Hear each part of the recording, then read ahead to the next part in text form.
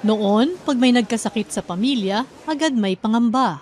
Hindi lang dahil sa sakit, kung hindi dahil sa takot kung saan kukuha ng pampagamot. Mahal ang gamot.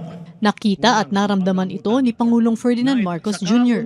Kaya iniutos niyang ilapit pa ang tulong pangkalusugan sa bawat Pilipino. Sa PhilHealth, ipinagkatiwala ang pagtutok para maging tunay na serbisyo ang kautusang ito.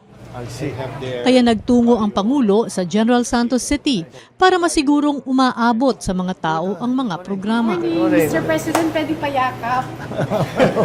Tulad ng Yakap program para sa agaran at libreng check-up, screening, x-ray at lab tests. Mayroon ding programang gamot na nagbibigay ng hanggang 20,000 pesos na libreng maintenance medicines. Ang yakap, by the mere word, yakapin para mailayo sa sakit. Kinabit na rin namin yung availability ng gamot at saka ng basic lab. We're hoping bumaba rin yung ating kailangan ma-hospital. Ginagawa natin mga paraan, maagang nagpapatingin para hindi na uabot sa malubhang sakit. May dagdag suporta sa dialysis para sa tuloy-tuloy na gamutan ng mga tulad ni Leo na 3 beses isang linggo ang dialysis.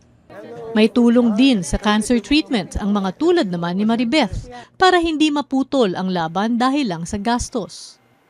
Pinalawak din ang maternity coverage para sa normal delivery, cesarean, pati prenatal at postnatal care.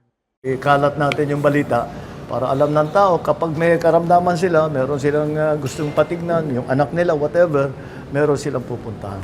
Sa buong bansa, tuloy-tuloy ang trabaho, isa-isang inaayos ang mga bagay na nagpapagaan sa buhay ng mga Pilipino. Ngayon may PhilHealth, may tulong. Hindi lang ito benepisyo, kung hindi ka panatagan para sa bawat pamilyang Pilipino.